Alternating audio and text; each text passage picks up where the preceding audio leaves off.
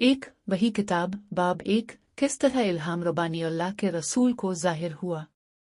और अल्लाह का फरमान, बेशक हमने तुम्हें मोहम्मद को इस तरह वही दी है जैसा हमने नूह अलैहिस्सलाम और उनके बाद के पैगंबरों को वही दी। सूरत अन-निसा 163। एक उमर बिन अल-खत्ताब ने कहा, मैंने अल्लाह के रसूल को कहते हुए सुना, अमाल का अजर नियतों पर मुनहसर होता है और हर शख्स को इसका अजर इस नियत के मुताबिक मिलेगा जिसकी वो नियत करे। जो शख्स दुनियावी फ़वाइद किसी औरत के लिए हिजरत करे, उसकी हिजरत वही होगी जिसकी वो नियत करेगा। सही बुखारी 1 किताब 1 2। हज़रत आयशा रज़ी अल्लाह ताला अन्हा मोमिनों की माँ और हारिस बन हश्शाम ने अल्लाह के रसूल से पूछा, अल्लाह के रसूल, इल्हाम तुम पर किस तरह ज़ाहिर होता है? अल्लाह के रसूल ने जवाब दिया, कभी कभार ये वही घंटी की तरह होता है। ये इल्हाम की सबसे मुश्किल सूरत है और फिर ये हालत में से गुजर जाती है जब मैं समझ लूँ जो वही दी गई है। कभी कभार फरिश्ता किसी शख्स की शक्ल में आता है और मुझसे बात करता है और मैं जो कुछ वो कहता है वो मुझे समझ आता है। आयशा रज़ी अल्लाह ताला अन्हा ने शामिल किया, बेशक मैंने पैगंबर को इल्हाम होते देखा और बहुत सर्दी के दिन में देखा कि इल्हाम के बाद उनकी पेशानी से पसीना निकल रहा था। सही बुखारी 1 किताब 1 3। हज़रत आयशा रज़ी अल्लाह ताला अन्हा मोमिनों की माँ अल्लाह के रसूल के परवरदिगार की तरफ से इल्हाम का आगाज़ नेक ख्वाबों की शक्ल में हुआ जो दिन की रोशनी की तरह सच्चे साबित हुए और फिर तन्हाई की मोहब्बत इस पर अता की गई। वो छिपक के क्या करते थे हीरा की घारी में जहां वो खुदा की इबादत तन्हाई में बहुत रातें मानता।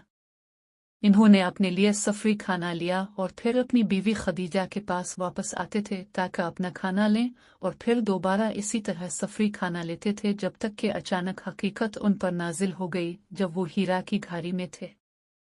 फरिश्ता उनके पास आया और उनसे कहा कि पढ़ो। पैगंबर ने जवाब दिया, मैंने पढ़ना नहीं जानता। तब पैगंबर ने शामिल किया। फिर फरिश्ता ने मुझे पकड़ लिया और मेरे ऊपर बहुत ज्यादा दबाव डाला कि मैं उसे और बर्दाश्त नहीं कर सका। फिर उसने मुझे छोड़ा और फिर मुझसे कहा कि पढ़ो, और मैंने जवाब दिया, मैंने पढ़ना नहीं जानता। इस पर वो दोबारा मुझे पकड़ लिया और मेरे ऊपर दूसरी बार दबाव डाला जब तक कि मैं उसे और बर्दाश्त नहीं कर सका। फिर उसने मुझे छोड़ा और दोबारा मुझसे कहा कि पढ़ो, लेकिन मैंने फिर से जवाब दिया, मैंने पढ़ना नहीं जानता, हाँ मैं क्या पढ़ूं। फिर उसने मुझे तीसरी बार पकड़ा और मेरे ऊपर दबाव डाला और फिर उसने मुझे छोड़ा और कहा, अपने रब के नाम से पढ़ो जिसने जो कुछ मौजूद है पैदा किया है, इंसान को लेकर एक लाल की कुतल से पैदा किया है, पढ़ो, और तुम्हारा रब सबसे बड़ा देने वाला है। फिर अल्लाह के रसूल इल्हाम के साथ वापस आए और उनका दिल बहुत तेजी से धड़क रहा था।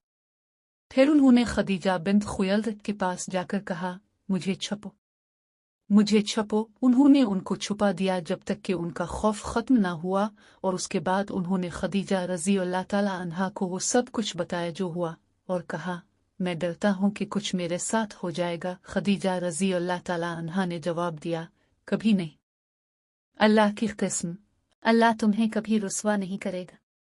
तुम अपने रिश्तेदारों के साथ अच्छे ताल्लुकात कायम रखो, मुहताजियन और गरीबों की मदद करो, अपने मेहमानों की फराख दिली से खिदमत करो और मुसीबत में मुब्तला शख्सों की मदद करो। खदीजा फिर इसके साथ गई अपने चचा वर्का बिन नौफल बिन असद बिन अब्दुलिस के पास जो जाहिलियत की दौर में मसीही बन गया था और इब्रानी हुरूफे से तहरीर करता था।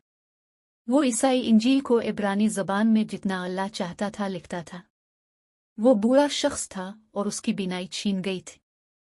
खदीजा रज़ी अल्लाह ताला अन्हा ने इससे कहा, ए मेरे चचा, अपने भतीजे की कहानी सुनो। वर्का ने पूछा, ए मेरे भतीजे, तुमने क्या देखा? अल्लाह के रसूल ने बताया जो कुछ देखा था। वर्का ने कहा, यही वही है जो राज़ों को रखता है, यानी फरिश्ता जिब्राइल जिसे अल्लाह ने मूसा को भी भेजा था।